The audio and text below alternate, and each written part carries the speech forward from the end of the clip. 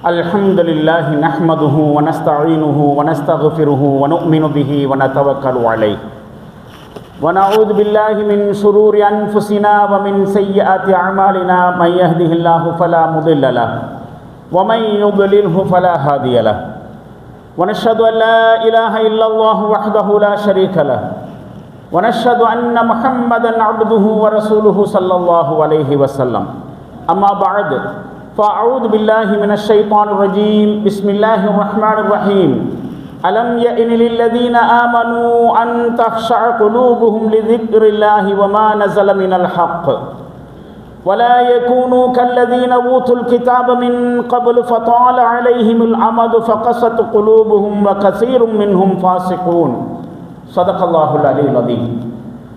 அகில உலகையும் படைத்து பரிபாலித்து ரட்சிக்கும் அல்லாஹுவுக்கு எல்லா புகழும் உரித்தானது. சலாத்தும் சலாமும் நபிகளார் ஸல்லல்லாஹு அலைஹி வஸல்லம் அவர்கள் மீதும் அவர்களது குடும்பத்தினர் தோழர் தொடர்ந்தோர் அனைவரின் மீதும் உலகில் உள்ள மூமின்களான நல்லடியார்களான ஆண்கள் பெண்கள் அனைவரின் மீதும் குறிப்பாக இறையருளை நாடியவர்களாக ஜுமா தொழுகைக்காக அவனது இல்லத்தில் ஒன்று குழுமி இருக்கும் நம்மனைவர் மீதும் என்றும் நின்று நிலவட்டுமாக. கண்ணியத்திற்கும் மரியாதைக்கும் உரிய பெரியோர்களே, இளைஞர்களே, தாய்மார்களே, சகோதரிகளே, முஸ்லிம்களை பொறுத்தவரை இரண்டு வகையான உணர்வுகளை குறித்து நாம் சிந்தித்து பார்க்க வேண்டியிருக்கிறது. ஒன்று முஸ்லிம் உணர்வு, இன்னொன்று இஸ்லாமிய உணர்வு. அடிப்படையில் இரண்டுக்கும் வேறுபாடு இருக்கின்றன. இந்த இரண்டு உணர்வுகளை குறித்து இந்த வார ஜும்மா உரையிலே நாம் சில விஷயங்களை வரலாற்று பின்னணியிலும் சில திருக்குரான் வசனங்களின் பின்னணியிலும் தெரிந்து கொள்ள இருக்கின்றோம். இன்றைக்கு வாழ்ந்து கொண்டிருக்கக்கூடிய முஸ்லிம்களிடத்திலே முஸ்லிம் உணர்வு தேவைக்கு அதிகமாகவே இருக்கிறது என்று சொல்ல வேண்டும். நம்மிடத்தில் இருக்கக்கூடிய முஸ்லிம் உணர்வு இருக்கிறதே, அந்த அளவுக்கு இஸ்லாமிய உணர்வு இல்லையோ என்று சந்தேகம் வருவதை தவிர்க்க முடியவில்லை. முஸ்லிம்கள் தாக்கப்படுகிற சமயத்தில், முஸ்லிம்கள் கொல்லப்படுகிற பொழுது, அவர்களுடைய உயிர் உடைமைகள் பறிக்கப்படுகிற பொழுது நமக்கு கோபம் வருகிறது. அதனை கடுமையான முறையிலே எதிர்க்கிறோம், கண்டிக்கிறோம், நம்முடைய எதிர்ப்பு உணர்வுகளை பதிவு செய்கிறோம். அது பெரும் பெரும் மாநாடுகளாகவும் பேரணிகளாகவும் கண்டனங்களாகவும் சோசியல் மீடியாக்களிலும் அந்த எதிர்ப்புணர்வுகளை பதிவு செய்கிறோம். அது குறித்து பெரிய அளவுக்கு விழிப்புணர்வுகளை நம்முடைய சமுதாயத்தில் ஏற்படுத்துகிறோம். முஸ்லிம்கள் தாக்கப்படாமல் இருப்பதற்கும் அவர்களுடைய உயிர் உடைமைகள் பறிக்கப்படாமல் இருப்பதற்கும் அவர்களுடைய எதிர்கால உரிமைகள் பாதுகாக்கப்படுவதற்கும் நம்முடைய சமுதாயத்திலே ஏகப்பட்ட முன்னேற்பாடுகள் மேற்கொள்ளப்படுகின்றன. முன்னெச்சரிக்கை நடவடிக்கைகள் எடுக்கப்படுகின்றன, தடுப்பு நடவடிக்கைகள் எடுக்கப்படுகின்றன. இவையெல்லாமே நம்மிடத்தில் இருக்கக்கூடிய முஸ்லிம் உணர்வை எடுத்து காட்டுகின்றன. இவையெல்லாம் தான் முஸ்லிம் உணர்வுகள் என்று சொல்லுகிறேன். அது கூடுதலாகவே இருக்கிறது. ஆனால் இஸ்லாம் தாக்கப்படுகிற பொழுது, அதாவது இஸ்லாம் விமர்சனம் செய்யப்படுகிற பொழுது, இஸ்லாம் இழிவுபடுத்தப்படுகிற பொழுது, இஸ்லாத்தினுடைய ஒழுக்க மாண்புகளும் ஷரியத்தினுடைய சட்டங்களும் கேள்விக்குள்ளாக்கப்படுகிற சமயத்திலே அந்த அளவுக்கு கோபம் வருகிறதா? முஸ்லிம்கள் தாக்கப்படுகிற பொழுது வருகிற கோபத்தை விட அதிகமாக வருகிறதா? இந்த மாதிரியான இஸ்லாமிய எதிர்ப்பு அலைகளை தடுத்து நிறுத்துவதற்காக நம்முடைய அமைப்புகளினுடைய முன்னேற்பாடுகள் என்ன? அமைப்பு தலைவர்களுடைய விழிப்புணர்வு கருத்துக்கள் என்ன? முஸ்லிம் சமுதாயத்தினுடைய எதிர்ப்புணர்வு எந்த அளவுக்கு இருக்கிறது?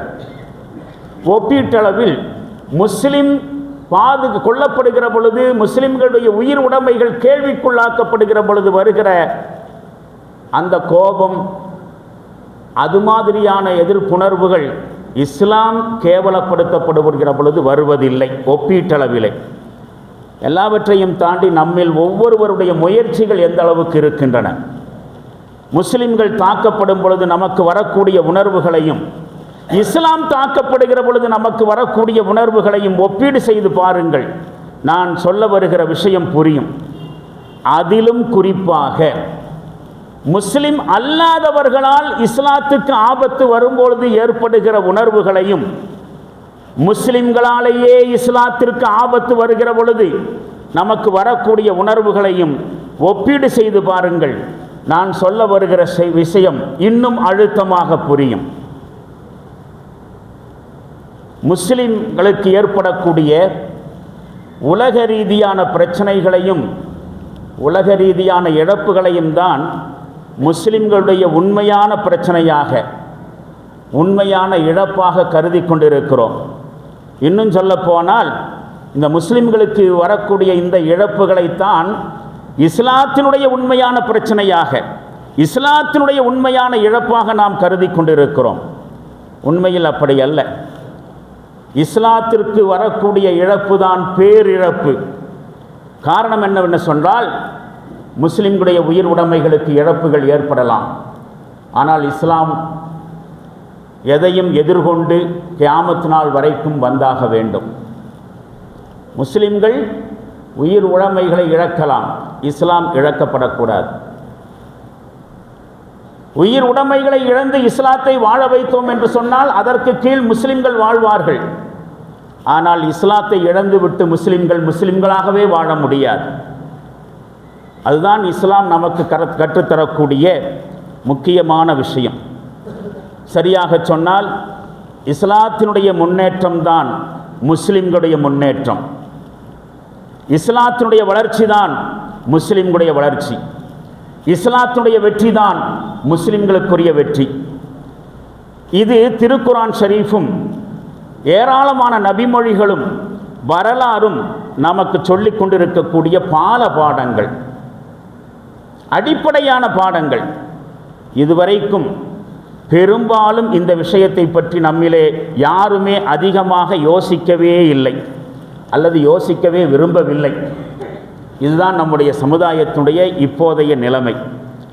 பொதுவாக சொல்வதாக இருந்தால் நம்முடைய வாழ்க்கையிலே இஸ்லாமும் இருக்கிறது என்று வேண்டுமானால் சொல்லலாமே தவிர இஸ்லாமே நம்முடைய வாழ்க்கையாக இல்லை.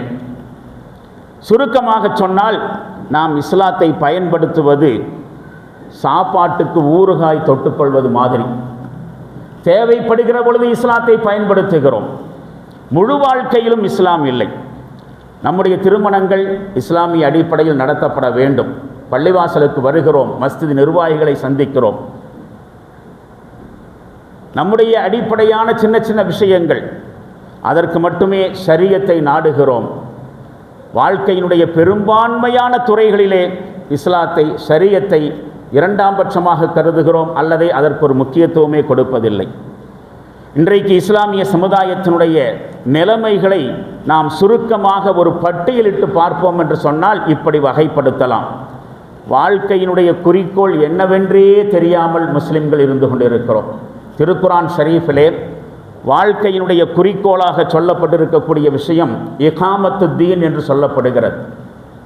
அல்லாஹ்வினால் நமக்கு வழங்கப்பட்டிருக்கக்கூடிய இஸ்லாம் என்கிற ஷரியத்தை நம்முடைய முழுமையான வாழ்க்கையிலே முழுமையாக கடைபிடிக்கப்பட வேண்டும். நாம் எந்த உலகத்திலே என்னென்ன துறைகளில் ஈடுபடுகிறோமோ அத்துணை துறைகளிலும் இஸ்லாம் பின்பற்றப்பட வேண்டும். கியாமத் நாள் வரைக்கும் பின்பற்றப்பட வேண்டும். யாரோ சிலரால் பின்பற்றப்படுவதல்ல, ஒட்டுமொத்த முஸ்லிம்களுமே பின்பற்ற வேண்டும். இது எல்லாவற்றையும் தான் இகாமத்து தீன் என்று குர்ஆன் சொல்லுகிறது. தீனை நிலைநிறுத்துதல், இதுதான் முஸ்லிம் வாழ்க்கையினுடைய லட்சியம், குறிக்கோள், இலக்கு. அந்த குறிக்கோளையே இலக்கையே தெரியாதவர்களாக முஸ்லிம் சமுதாயம் இருந்து கொண்டிருக்கிறோம். அதே மாதிரி இஸ்லாம் முழு வாழ்க்கையையும் கட்டுப்படுத்தக்கூடியது, முழு வாழ்க்கையையும் தழுவியது என்பதை புரிந்து கொள்ளாமல் கணிசமான முஸ்லிம்கள் இருந்து வருகிறோம். இஸ்லாம் என்று சொன்னால் சில பல வழிபாடுகள், சில பல சடங்குகளுக்கு பெயர். இஸ்லாத்தை மிக குறுகிய அளவில் மட்டுமே புரிந்து வைத்திருக்கிறோம், குறுகிய அளவில் மட்டுமே பின்பற்றி கொண்டிருக்கிறோம். நம்முடைய முழுமையான வாழ்க்கையையும் தழுவி நிற்கக்கூடியது, முழுமையான வாழ்க்கையையும் கட்டுப்படுத்தக்கூடியது இஸ்லாம் என்பதை இன்னும் புரியாமல் இருக்கிறோம். இன்னொரு கோணத்தில் பார்த்தால் மறுமை பற்றிய அறியாமை இருக்கிறது, மறுமையை பற்றிய அலட்சியம் இருக்கிறது. குறிப்பாக இஹ்திசாப் என்று அரபியில் சொல்லப்படுகிற விசாரணையை குறித்த அலட்சியம், விசாரணையை குறித்த அறியாமை இன்னும் இருக்கிறது. நம்முடைய ஒவ்வொரு செயலும் பதிவு செய்யப்பட்டு கொண்டிருக்கின்றன. நாளை மறுமையில் நம்முடைய ஒவ்வொரு செயல்களுக்காக வேண்டியும் அல்லாஹ்விடத்திலே பதில் சொல்ல வேண்டி இருக்கிறது. மறுமையை பற்றிய அலட்சியம், அறியாமை. நான்காவதாக, நம்முடைய சமுதாயத்திலே ஒற்றுமை சிந்தனை என்பது மழுங்கி போயிருப்பது நம்முடைய பலவீனங்கள். ஐந்தாவதாக சொல்ல வேண்டும் என்று சொன்னால், தவறான முன்னுதாரணங்களாகி முஸ்லிம் அல்லாதவரிடத்திலே இஸ்லாத்தை பற்றிய சந்தேகத்தை, இஸ்லாத்தை பற்றிய பயத்தை, இஸ்லாத்தை பற்றிய வெறுப்பை ஏற்படுத்தி வைத்திருக்கிறோம். ஒரு காலத்தில் முஸ்லிம்கள் என்று சொன்னால் அவர்கள் தவிர்க்க முடியாதவர்களாக இருந்தார்கள். முஸ்லிம் அல்லாதவர்களை பொறுத்தவரைக்கும் அவர்கள் வேண்டும் என்று நினைத்தார்கள். இன்றைக்கு முஸ்லிம்கள் வேண்டாதவர்கள். காரணம், முஸ்லிம்களுடைய செயல்பாடுகள் அவர்களுக்கு ஒரு வெறுப்பை ஏற்படுத்தி இருக்கின்றன.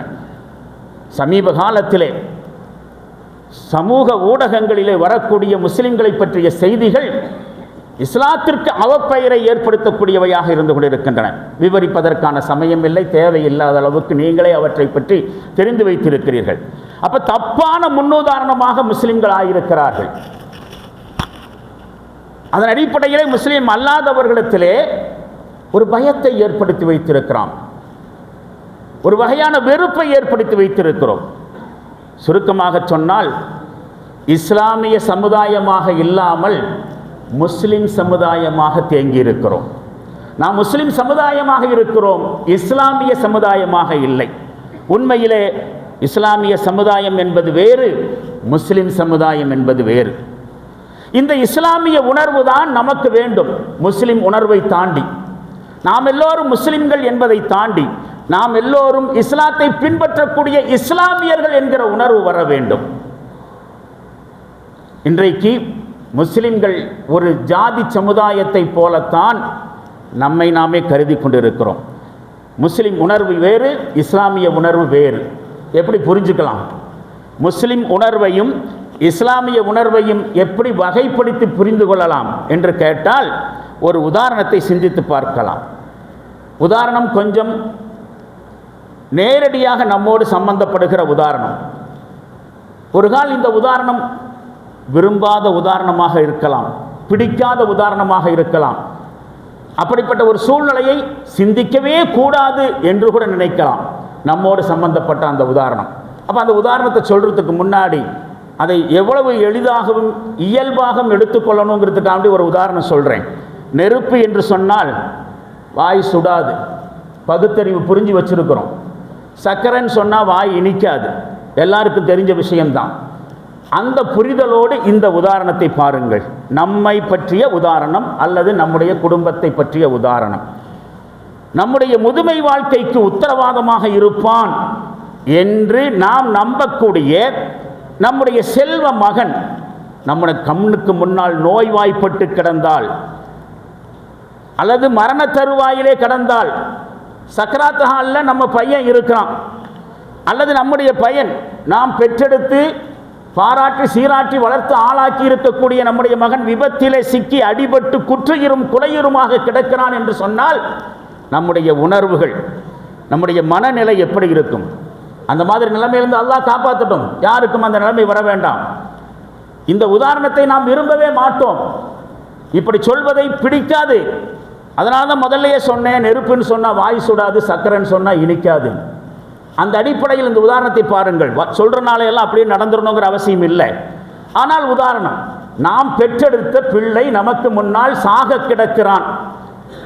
ஒரு தந்தையாக நம்முடைய மனநிலை எப்படி இருக்கும் என்று யோசித்து பாருங்கள்.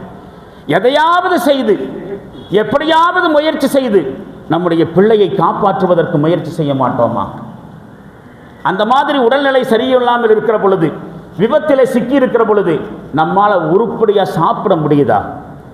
வயிறு நிறைய மனசார சாப்பிட முடியுமா?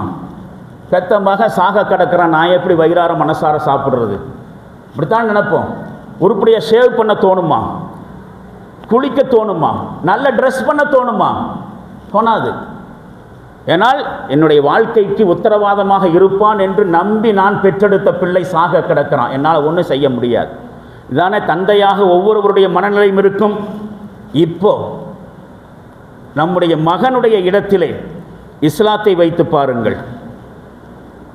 நம்முடைய முதுமைக்கு மட்டுமல்ல, நம்முடைய இம்மை மறுமைக்குமே உத்தரவாதமாக இருக்கக்கூடிய, துனியாவுடைய வாழ்க்கைக்கும் மறுமை வாழ்க்கைக்கும் வெற்றியாக இருக்கக்கூடிய, அல்லாஹ் நமக்கு வழங்கி இருக்கக்கூடிய இந்த இஸ்லாத்தின் மீது இதே எண்ணம், இதே உணர்வு, இதே துடிப்பு நமக்கு இருக்கிறதா? இந்த இஸ்லாத்தை வாழச் செய்வதற்காக வேண்டி நாம் ஏதாவது முயற்சி செய்திருக்கிறோமா? நாம முஸ்லிமா வாழ்ந்துட்டு இருக்கிறோங்கிறது வேற. அந்த வகையில் பார்த்தால் இஸ்லாத்திடமிருந்து எல்லாவற்றையும் நாம் பெற்றுக்கொள்கிறோம். இந்த இஸ்லாத்திற்காக நாம் திருப்பி கொடுத்தது என்ன? இந்த இஸ்லாத்தை வாழ வைப்பதற்காக வேண்டி நம்முடைய பங்களிப்பு என்னவாக இருந்தது? இத்தனை வயது காலத்திலே இஸ்லாத்திற்கு நம்முடைய அர்ப்பணிப்பு எதனை கொடுத்திருக்கிறோம்? அப்ப இஸ்லாமிய மார்க்கம் என்பது சக்கராத் ஹாலியா கிடக்கிறது என்று நீங்கள் கேள்வி கேட்க மாட்டீர்கள். தீன் மரணப்படுக்கையில் இல்லை. ஆனால் அந்த தீன் நம்முடைய வாழ்க்கையில் எத்தனை சதவீதம் கடைபிடிக்கப்படுகிறது? அப்ப நம்ம மக செத்து போறாங்கிற சந்தர்ப்பத்தில் ஒரு தந்தால் நம்மளால நிலை கொள்ளாமல் தவிக்கிறோம். ஆனால் அந்த இடத்துல இஸ்லாம் தாக்கப்படுகிற பொழுது, மற்றவர்களால் கேலி செய்யப்படுகிற பொழுது, இஸ்லாம் இழிவுபடுத்தப்படுகிற சமயத்தில் அந்த உணர்வு வரலையே. இதைத்தான் சொல்கிறேன், இஸ்லாமிய உணர்வு என்பது வேறு, முஸ்லீம் உணர்வு என்பது வேறு. முஸ்லிம்கள் கொல்லப்படுகிற பொழுது, முஸ்லிம்களுடைய உயிர் உடைமைகள் பறிக்கப்படுகிற பொழுது கொதித்து எழுகிறோமே, அந்த அளவுக்கு இஸ்லாத்திற்கு இழுக்கு வருகிற பொழுது கொதிப்புணர்வு வருகிறதா? இல்லை. அப்படியானால் எவ்வளவு தூரம் நாம் யோசித்து பார்க்க வேண்டியிருக்கிறது. நமக்கும் இஸ்லாத்துக்குமான தொடர்பும் இணைப்பும் எந்த அளவுக்கு உறுதியானதாக இருக்கிறது? இஸ்லாத்திற்கு எதிரான நடவடிக்கைகள் நம்முடைய வாழ்க்கையிலே, நம்முடைய குடும்ப உறுப்பினருடைய வாழ்க்கையிலே இருக்கிறதா இல்லையா? நம்முடைய மஹல்லாவிலே, நம்முடைய சமுதாயத்திலே இஸ்லாத்துடைய மரபுகளும் இஸ்லாத்துடைய சட்டங்களும் அப்பட்டமாக மீறப்படுவதை பார்க்கிற பொழுது நம்மளால் சர்வசாதாரணமாக கடந்து போக முடியுதே. எப்படி கடந்து போகிறோம்? இன்றைய முஸ்லிம் சமுதாயத்தினுடைய சூழ்நிலைகள் எப்படி இருக்கிறது? ஒரு பக்கம் போதைப் பொருள்களுடைய பயன்பாடுகளும் விற்பனையும் மும்முரமாக நடைபெற்று கொண்டிருக்கிற சமயத்திலே, மறுபக்கம் கள்ள உறவுகளுடைய பெருக்கங்கள், இன்னொரு பக்கம் பெருகி வருகிற தலாக்குகள், ஹுலாக்கள்.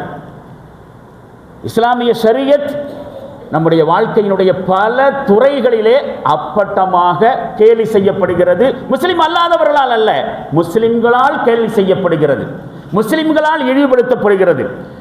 இவற்றையெல்லாம் பார்த்து கொண்டு மௌனமாக கடந்து செல்வதா? இதையெல்லாம் பார்த்து கொண்டு நமக்கு எப்படி தூக்கம் வருகிறது? இவற்றையெல்லாம் பார்த்து கொண்டு நம்முடைய வயிற்றுக்குள்ளே உணவுகளை எப்படி உள்ள தள்ள முடிகிறது? ஒரு முஸ்லீமாக யோசித்து பாருங்கள். முஸ்லிம் உணர்வு இருக்கிற அளவுக்கு இஸ்லாமிய உணர்வு இல்லாதவர்களாக மாறி போயிட்டு இருக்கும். இந்த தீன் ஒரு வாழ்க்கை திட்டம் அப்படிங்கிறது நம்ம மூலமாக முஸ்லிம் அல்லாதவர்களுக்கு போய் சேருவதெல்லாம் இருக்கட்டும், இஸ்லாம் ஒரு முழுமையான வாழ்க்கை திட்டம் என்பதை நாம் எந்த அளவுக்கு புரிஞ்சு வச்சிருக்கிறோம்? நம்முடைய குடும்பத்தினர்கள் எந்த அளவுக்கு புரிய வைக்கப்பட்டிருக்கிறார்கள்? எந்த அளவுக்கு தெரிஞ்சிருக்கிறாங்க? நம் மூலமாக எத்தனை பேர் இஸ்லாத்தை பற்றி தெரிந்து கொண்டிருக்கிறார்கள்? இன்னைக்கெல்லாம் அதிகபட்சமாக நம்முடைய இஸ்லாமிய உணர்வு அப்படிங்கிறது, நான், என் குடும்பம், என்னை சார்ந்தவர்கள் மட்டும் நல்ல மக்களாக இருந்தால் போதும், மற்றவங்க எப்படி இருந்தால் எனக்கு என்ன? இது சமுதாயத்துடைய பொதுவான நிலை. அதிகபட்சமான இஸ்லாமிய உணர்வு, என் பையன் நல்ல ஒழுக்கமாக இருக்கிறானா, ஓகே. என் குடும்பம் நல்லா இருக்குதா, ஓகே. அந்த அளவுக்குத்தான் அதிகபட்சமான இஸ்லாமிய உணர்வு. இது இஸ்லாமிய உணர்வு அல்ல. குடும்ப பற்று என்று வேண்டுமானால் வைத்துக் கொள்ளலாம், குடும்ப பாசம் என்று சொல்லலாம். இஸ்லாமிய உணர்வு இருக்கிறது என்று சொன்னால் இந்த இஸ்லாம் நம்மால் முழுமையாக பின்பற்றப்படுவதோடு மற்றவர்களுக்கும் எடுத்து வைக்கப்பட வேண்டும். ஆனால் முஸ்லிம்களே முழுமையாக இஸ்லாத்தை பின்பற்றுவதில்லை. திருக்குரான் ஷரீஃபிலே நம்முடைய உள்ளத்தை தொடுகிற அதே நேரத்தில் அல்லாஹ் நம்மிடத்திலே மிகப்பெரிய உணர்ச்சியோடு கேட்கக்கூடிய ஒரு கேள்வி இருக்கிறது. அதைத்தான் இந்த ஃபுத்பானுடைய ஆரம்பத்தில் ஓதி காண்பித்தேன். சூரத்துல் ஹதீத் என்கிற 57வது அத்தியாயத்தின் 16வது வசனம் அது. அலம் யஅனில் லல்லதீன ஆமனு அன் தக்ஷா குலூபுஹும் லிذிக்ரில்லாஹி வமா நஸல மினல் ஹக். நம்பிக்கையாளர்களுக்கு, மோமின்களுக்கு அவர்களுடைய உள்ளங்கள் அல்லாஹ்வின் நினைவினால் உருகுவதற்கும் அவன் இறக்கி வைத்த சத்தியத்தின் முன் பணிவதற்கும் இன்னும் நேரம் வரலையா மோமின்களே? இனி என்ன வேணும் உங்களுக்கு? எவ்வளவு காலம் வேண்டும்? இன்னும் நீங்கள் இஸ்லாத்தை புரிந்து கொள்ள முடியவில்லையா? அலம் யஅனில் லல்லதீன ஆமனு அன் தக்ஷா குலூபுஹும், அவர்களுடைய இதயங்கள் அஞ்சி நடுங்குவதற்கான சந்தர்ப்பம் வரலையா? இன்னும் அல்லாஹ் இறக்கி வைத்த வேதத்தின் பக்கம் பணிவதற்கு, அல்லாஹ்வை நினைவுவதற்கான சமயம் கிடைக்கலையா என்று சொல்லிவிட்டு ஒரு விழிப்புணர்வு கொண்ட எச்சரிக்கையுடன் கூடிய ஒரு அறிவுறுத்தலை தருகிறான். வலா யகூனு கல்லதீன ஊத்துல் கிதாப மின் கபில், இவர்களுக்கு முன்னால் வேதம் கொடுக்கப்பட்ட சமுதாயத்தை போல மோமின்களும் ஆகிவிட வேண்டாம், யூத கிறிஸ்துவர்களைப் போல அவர்களும் ஆகிவிட வேண்டாம். அவங்களுடைய வாழ்க்கையில் என்ன நடந்துச்சு? ஃபதால அலைஹிமுல் அமத் ஃபகஸத் குலூபுஹும், அவர்கள் மீது நீண்ட நெடுங்காலங்கள் உருண்டோடியது. மார்க்க ரீதியாக, மத ரீதியாக, வேதத்தினுடைய வழிகாட்டுதல் ரீதியாக அவர்களும் வேதம் கொடுக்கப்பட்ட சமுதாயம் என்கிற பெருமையோடு, பெருமிதத்தோடு நீண்ட நெடுங்காலங்கள் இந்த உலகத்திலே வாழ்ந்தார்கள். வேதத்துக்கு சொந்தக்காரர்கள் என்கிற பெருமையோடு வாழ்ந்ததால் மட்டும் ஏதேனும் பிரயோஜனம் வந்து விடுமா? ஃபகஸத் குலூபுஹும், அவருடைய இதயங்கள் இறுகி போய்விட்டனவ. கசீரும் மின்ஹும் ஃபாசிகூன், அவர்கள் பெரும்பான்மையானவர்கள் பாவிகளாகவே இருந்தார்கள். வெறும் வேதத்துக்கு சொந்தக்காரர்கள் என்கிற பெருமையை மட்டும் வைத்துக் கொண்டு நீண்ட நெடுங்காலங்கள் வாழ்ந்தார்கள், இதயங்கள் இறுகி போயின. அது மாதிரி நீங்க ஆயிடாதீங்க என்று அல்லாஹ் அக்கறையோடு சொல்லுகிறான், எச்சரிக்கையோடு சொல்லுகிறான், முன்னெச்சரிக்கையோடு சொல்லுகிறான். அந்த மாதிரி ஆயிடாதீங்க. இன்னுமா நேரம் வரல இஸ்லாத்தை முழுமையாக பின்பற்றுவதற்கு? எவ்வளவு உணர்வு பூர்வமான கேள்வி பாருங்கள். நம்முடைய உணர்வுகள் அதிகபட்சமாக நம்முடைய குடும்பத்தோடு முடிந்து விடுகின்றன. ஒரு சாதாரண மனுஷன் வேணா இப்படி நினைக்கலாம், நான் நல்லா இருந்தால் போதும், என் குடும்பம் நல்லா இருந்தால் போதும்னு.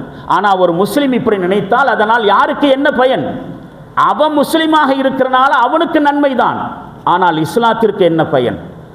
நாளைக்கு மறுமையில் அல்லாஹ் இதை பற்றி நம்மிடத்திலே கேள்வி கேட்டால் என்ன பதிலை வைத்திருக்கிறோம்? யோசனை செய்து பாருங்கள். இன்றைக்கு சமுதாயத்தினுடைய அங்கங்கள், சமுதாயம் என்று சொன்னால் பல்வேறு உறுப்பினர்களை கொண்டதுதான சமுதாயம். இந்த சமுதாயத்தில் இருக்கக்கூடிய ஒவ்வொரு தரப்பும் எந்த நிலைமையில் இருக்கிறாங்க அப்படிங்கிறத ஒரு உதாரணத்திற்காக, ஒரு எடுத்துக்காட்டுக்காக வேண்டி ஒரு சில பேர்களை மட்டுமாவது நாம் யோசித்து பார்க்கலாம்.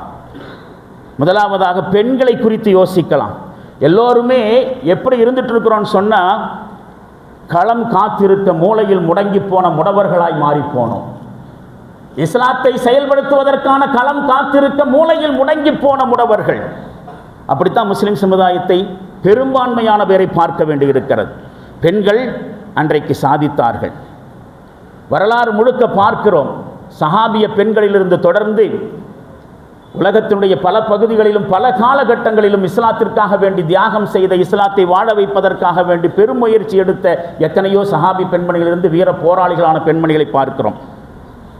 ஆனால் இன்றைக்கு அடுப்படியிலும் படுக்கை அறையிலும் மட்டுமே முடங்கி போன ஒரு அவலம். முஸ்லிம் பெண்கள் அவருடைய அதிகபட்ச களம் அடுப்படியும் படுக்கை அறையும். பெரும்பான்மையான பெண்கள் இல்லை, ஏதோ சமுதாயத்தில் சிலர் சமூக பணியாற்றுகிறார்கள், சில பெண்கள் இஸ்லாத்திற்காக பாடுபட்டு கொண்டிருக்கிறார்கள். ஆனால் வரலாறு முழுக்க இந்த முஸ்லிம் பெண்கள் தங்களுடைய சமுதாய பங்களிப்பை நிறைவேற்ற முடியாத அளவுக்கு அவர்கள் ஓரங்கட்டுப்பட்டு கொண்டே வந்திருக்கிறார்கள். தத்துவங்களுடைய தலைமை பீடம் என்று சொல்லப்பட்ட கிரேக்க நாகரிகம் கூட பெண்களை மனித பிறவியாகவே மதிக்காமல் இருந்த ஒரு காலகட்டத்திலே நபிகளார் ஸல்லல்லாஹு அலைஹி வஸல்லம் அவர்கள் ஒரு மிகப்பெரிய மறுமலர்ச்சி நாயகனாக தோன்றி பெரும் சமுதாய புரட்சியை ஏற்படுத்தினார்கள். அப்படின்னு அவங்களுடைய வரலாற்றை நாம் படிக்கிறோம். அந்த சமுதாய புரட்சி பெண்களை வைத்தும் சாதிக்கப்பட்டது என்பதை நாம் மறந்துட்டோம். குறிப்பாக பெண்கள் சமுதாயம் அதை குறித்து கவலைப்படுவதாக இல்லை. நிச்சயமாக நபி ஸல்லல்லாஹு அலைஹி வஸல்லம் அவர்கள் கொண்டு வந்த மிகப்பெரிய சமுதாய மாற்றங்களுக்கு பின்னால், சமுதாய புரட்சிக்கு பின்னால் திருக்குர்ஆன் ஷரீஃபினுடைய வழிகாட்டுதல் இருந்தது. அந்த வகையினால ஏராளமான வசனங்களை நாம் பார்க்க முடியும். மனித சமுதாயத்தினுடைய உற்பத்தி ஆண்களால் மட்டுமல்ல, மனித சமுதாய சீர்திருத்தம் ஆண்களால் மட்டுமல்ல, அது பெண்களும் இணைந்து செய்ய வேண்டிய வேலை என்பதை திருக்குர்ஆனின் பல வசனங்கள் சொல்லுகின்றன.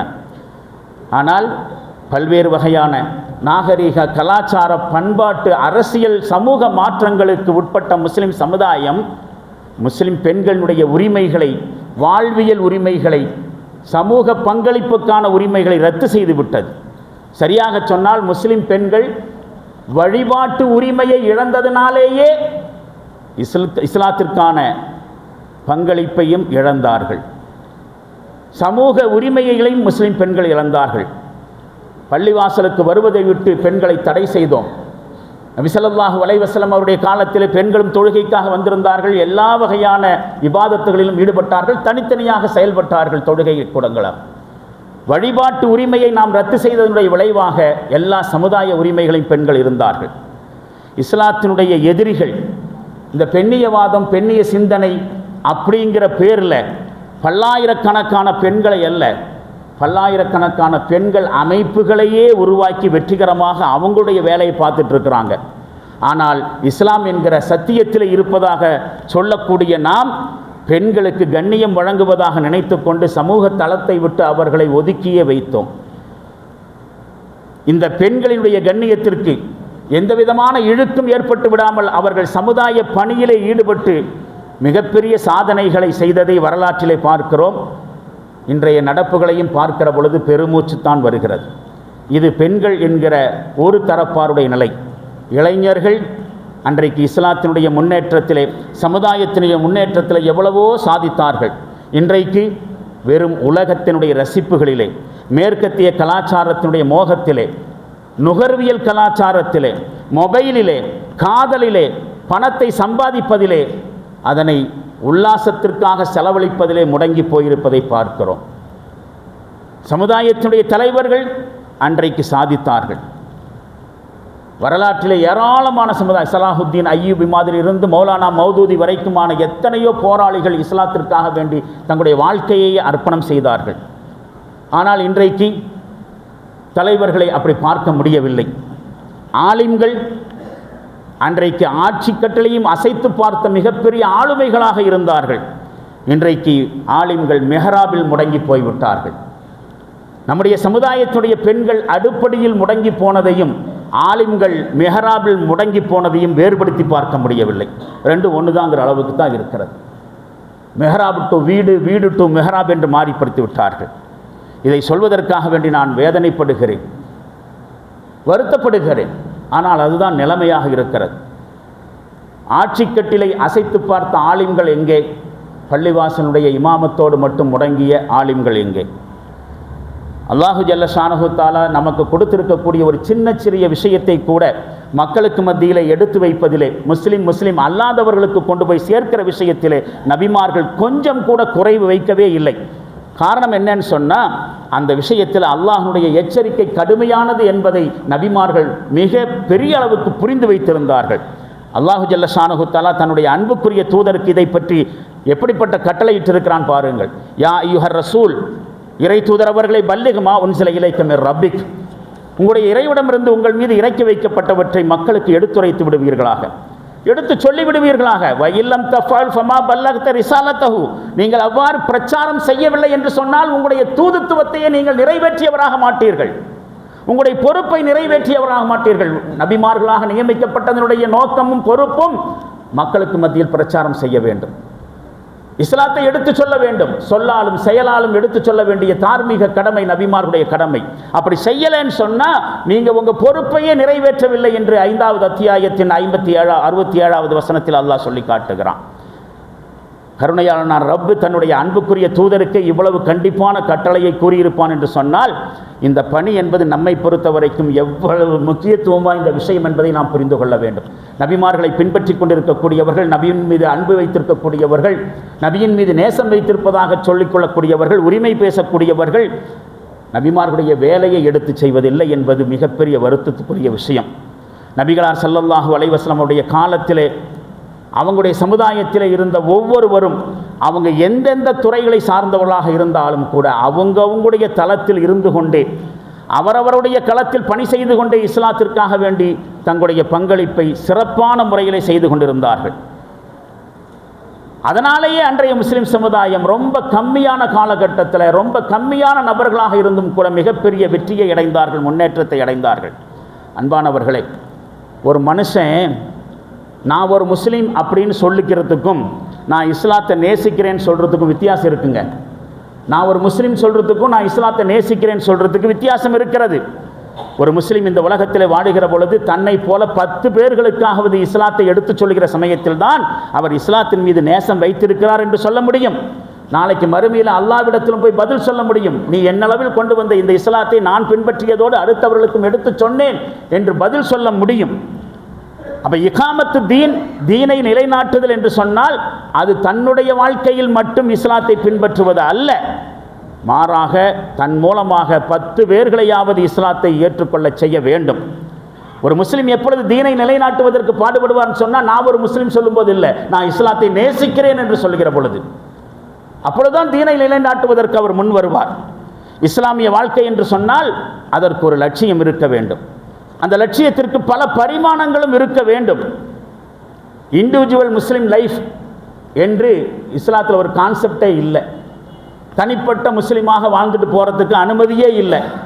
என் கபருக்கு நான் பார்த்துக்கிறேன், உங்கள் வேலையை நீங்கள் பாருங்கள் என்று சொல்லவே முடியாது. அத்துணை பேர்களும் முஸ்லீமாக இருக்கக்கூடிய அத்துணை பேர்களும் இஸ்லாத்திற்காக வேண்டி பாடுபட வேண்டும். அந்த வகையில் முஸ்லீம் சமுதாயத்தை தாண்டி இஸ்லாமிய சமுதாயமாக மாற வேண்டும். ஒவ்வொருவரும் இஸ்லாத்திற்கான தன்னுடைய பங்களிப்பை கொடுக்க வேண்டும். அன்பானவர்களே, இன்றைக்கு இஸ்லாமிய மார்க்கம் யாரால் நிலை பெறும்? அன்றைய காலகட்டத்தில் நபிமார்கள் மூலமாக இஸ்லாம் நிலை நின்றது. அவங்க தீனை இகாமத்து பண்ணாங்க. அதுக்கு குர்ஆன் சாட்சியாக இருக்கிறது. குறிப்பாக நபி ஸல்லல்லாஹு அலைஹி வஸல்லம் அவர்கள் முழுமையான இஸ்லாமிய மார்க்கத்தை மக்கள் மத்தியில் கொண்டு வந்து சேர்த்ததுக்கு அல்லாஹ்வே சாட்சியாக இருக்கிறான். ஏகப்பட்ட வசனங்கள் இருக்கின்றன. இன்னைக்கு இந்த தீன் யார் மூலமாக இகாமத்து செய்யப்படும்? யார் மூலமாக தீனை நிறுத்தப்படும்? இன்னொரு நபி வரப்போகிறாரா? நம்முடைய ஈமான் அடிப்படையில் அது சாத்தியமில்லை. அல்லது யாராவது ஒரு நபி தோழர் திரும்பி வந்து இந்த வேலையை செய்ய போகிறாரா? இல்லை. இஸ்லாத்தின் மீது ஆழ்ந்த பற்றும் நேசமும் வைத்திருக்கக்கூடியவர்கள் என்கிற அடிப்படையில் நாம் இதை பற்றி கொஞ்சம் யோசிச்சாகணும். நாம் இஸ்லாத்தின் மேலே பற்று வச்சிருக்கிறோம், நேசம் வச்சிருக்கிறோம் என்று சொன்னால் அது உண்மையாக இருந்தால் இந்த விஷயத்தில் கொஞ்சம் யோசிக்கணும். இஸ்லாத்தை பொறுத்த வரைக்கும் என்னுடைய பொறுப்பு என்ன என்று நாம் சிந்தித்துத்தான் ஆக வேண்டும். அந்த சிந்தனை 3 முக்கியமான கேள்விகளுக்கு பதில் காண்பதாக இருக்க வேண்டும். 1, நல்ல யோசனை பண்ணுங்க. இதுதான் இந்த வார ஜும்மானுடைய முத்தாய்ப்பான செய்தி. குறைஞ்சபட்சம் இன்றைக்கி நைட்டு படுக்கிறதுக்கு முன்னாடியாவது இந்த கேள்விகளை பற்றி கொஞ்சம் யோசியுங்கள். இஸ்லாத்தின் மீது ஆழ்ந்த பற்றும் நேசமும் வைத்திருக்கக்கூடிய ஒரு உண்மையான முஸ்லிம் என்கிற நம்முடைய உரிமைவாதத்தில் நாம் உண்மையானவர்களாக இருந்தால் அதனை சிந்தனை செய்ய வேண்டும். அந்த சிந்தனை சில கேள்விகளுக்கு பதில் காண்பதாக இருக்க வேண்டும். 1, நான் இந்த தீனுக்காக வேண்டி பாடுபட்டிருக்கிறேனா? நான் இந்த தீனுக்காக வேண்டி பாடுபட்டிருக்கின்றேனா? இதுவரைக்கும் நான் இந்த தீனுக்கு செஞ்சது என்ன? 1. 2வதாக, என்னுடைய நண்பர்கள், என்னுடைய உறவினர்கள், என்னோடு தினசரி பழகக்கூடிய மக்களுக்கு உண்மையான தீன் என்றால் என்ன என்பதை பற்றி என்னைக்காவது சொல்லியிருக்கிறேனா? அடுத்ததாக, ஹைர உம்மத்துன்னு அல்லாஹ் நம்மளை பற்றி சொல்கிறான். சிறந்த சமுதாயம் அப்படின்னு அல்லாஹ் நம்மளை பற்றி குர்ஆனில் சொல்கிறானே, அந்த சிறந்த சமுதாயத்துடைய மெம்பராக நான் மாறிட்டேனா? நானும் சிறந்த சமுதாயத்துடைய அங்கமாக இருக்கிறேனா? குர்ஆனில் நம்மளை பற்றி சொல்கிறானா இல்லையா? அந்த கேள்வி. இந்த கேள்விகளை உங்களிடமே விட்டு இந்த வார ஜும்மாவை நிறைவு செய்கிறேன். அல்லாஹு ஜல்ல ஷானுஹு தஆலா நம் அனைவரையும் முஸ்லிம் உணர்வு என்பதை தாண்டி இஸ்லாமிய உணர்வுள்ளவர்களாக ஆக்கியருள்வானாக. இஸ்லாத்திற்காக நம்முடைய மௌத்துக்கு முன்னாடி எதையாவது செய்துவிட்டு மௌத்தாகக்கூடிய நல்ல பாக்கியத்தை தந்தருள்வானாக. வாஹிர் தாவானா அல்ஹம்துலில்லாஹி ரப்பில் ஆலமீன். பாரக்கல்லாஹு லனா வலக்கும் ஃபில் குர்ஆனில் அதீம் வனஃபஅனா வ ஈயாக்கும் பில் ஆயாத்தி வ ذிக்ரில் ஹக்கீம் இன்னஹு தஆலா ஜவாதுன் கரீமும் மலிக்கும் பர்ருர் ரഊஃபுர் ரஹீமுன் வ ரப்புன் ஹலீம்.